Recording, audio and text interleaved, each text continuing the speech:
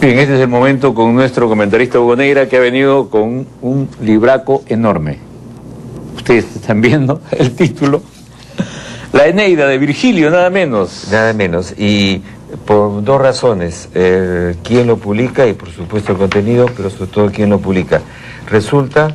Es una nueva universidad católica. Exacto. Sede Sapientae. Exacto.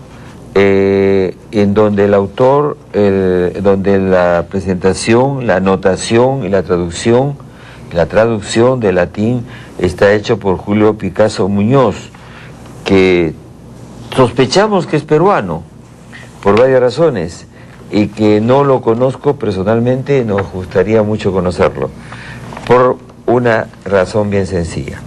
Ustedes me conocen, intento ser riguroso. No es cualquier cosa presentar y traducir un clásico como Virgilio la Eneida.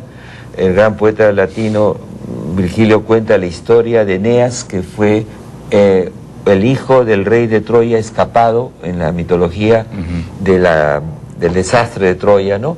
Y permite continuar prácticamente la gran literatura que comienza Homero con la Ilíada y la Odisea, y esta es la Eneida, la historia de Eneas. Ahora bien, Virgilio pues es Virgilio, el gran poeta latino, ¿no?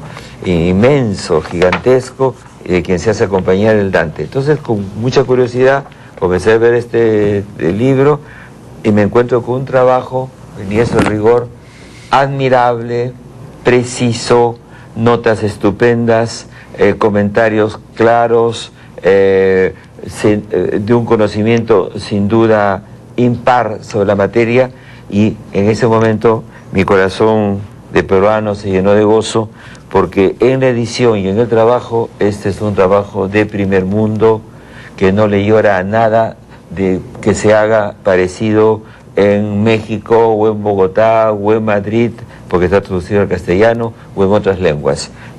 Felicitaciones, realmente lo hago sin amiguismo alguno, no me vincula nada a la universidad que lo ha editado, a ese fondo editorial. No, hay que decir esas cosas porque a veces se está acomodando, hay un libro suyo en ese fondo editorial. Al señor Julio Picasso me saco el sombrero, mis respetos, cuánto nos gustaría que nos escuche Ernesto y a mí y venga a conversar con nosotros. Ahora bien, yo sé, dirán, bueno, pero ¿qué hacemos nosotros con la latinidad y con el Eneida de Virgilio? Sí, pues tenemos que atender como intelectuales y como pueblo de América Latina las dos tradiciones. Nuestra tradición propia, nuestra identidad, lo que viene del mundo indígena, del mundo africano, ¿no? Del mundo amazónico, de lo que se cocinó aquí en el hervor de los periodos, de los siglos anteriores, del periodo colonial, de lo que los criollos o los españoles cambiaron. Aquí todo el mundo cambió, en realidad todo el mundo fue alguien nuevo. Después del incario vinieron otras formas de ser indio, y los africanos, los pobres, y aquí improvisaron una cultura. Eso, hay un libro hermosísimo de Bastide sobre la cultura afroamericana de los esclavos negros, que inventaron su propia cultura en Brasil, en Perú, en todas partes.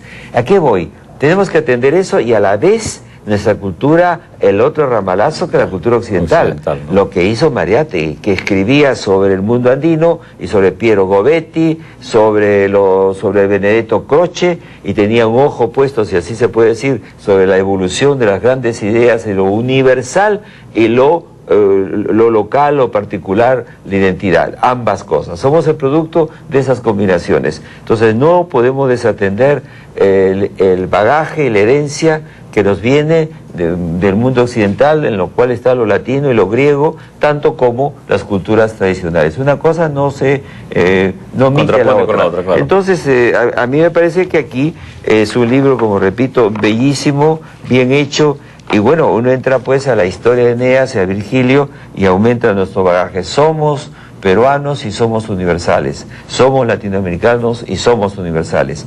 Tenemos que interesarnos siempre en lo universal, porque si lo universal era importante del siglo XVI, que comenzó una historia mundial, comenzó la historia del mundo, en Cajamarca y con la conquista con la que se completó la historia, apareció el capitalismo, el primer capitalismo de la tesis Brudel, en la economía mundo, o con más razón el día de hoy, porque en la globalización tenemos que entrar a la cultura mundial, guardando nuestros elementos y creando cosas como lo hacen los hindús, como lo hacen los chinos, los asiáticos en general, como lo hacen los musulmanes, ¿no?, que adquieren la tecnología y el saber de Occidente.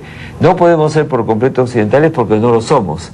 No podemos ser una cultura aislada porque no hay culturas aisladas, se mueren. Entonces tenemos un doble trabajo, que acaso las gentes del primer mundo no tienen, pero nosotros sí. Sobre todo que esta es la madre, ¿no?, de lo que se llama hoy la civilización occidental. Y de nuestro castellano. Gracias. Hablamos todo el tiempo el latín sin saberlo, sapiencia, por ejemplo, es equidad, ¿no es cierto? Son formas que vienen directamente del latín, ¿no?, que es una lengua admirable. María te decía que era un antiuniversitario. José Carlos María, si alguna vez siguió cursos, fue de latín antiguo. Entonces, el reconocimiento a la lengua madre que le ha dado sentido a esta que hablamos, que fue en su tiempo una lengua bárbara, el castellano. Naturalmente que debíamos saber quechua y debíamos saber latín. Y si supiéramos quechua y latín, ¿saben ustedes qué seríamos? Nobles indios del siglo XVI y XVII, que en el Colegio de Príncipes hablaban quechua y latín. José Gabriel Condorcanqui hablaba más cosas. Tupac Amaru hablaba dos, porque el primero fue el que se reveló, hablaba ambas lenguas. Y entonces una sabiduría no quita la otra. ¿Cuántas palabras sabias hay en el quechua que se pueden enfrentar a la lengua, al saber filosófico en griego o en latín? Por ejemplo, Pachacutic. Pachacutic es una palabra que quiere decir transformación, cambio. Claro. El cambio total, trastorno gigantesco. Entonces, yo sueño con hacer un día un diccionario de filosofía comparando las palabras sabias del quechua con las palabras sabias del griego y del latín.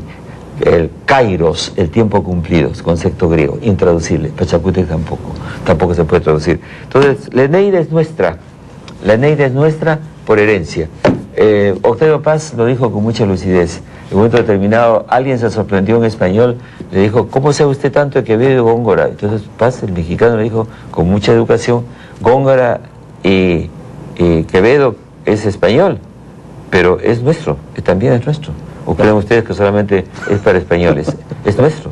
Y él no podría ser el gran poeta que fue si no hubiera conocido eso. Y Vallejo, su último libro fue España, aparte de mí.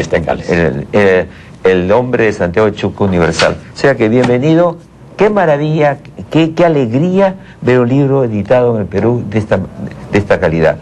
Felicitaciones, es un regalo. Es un regalo.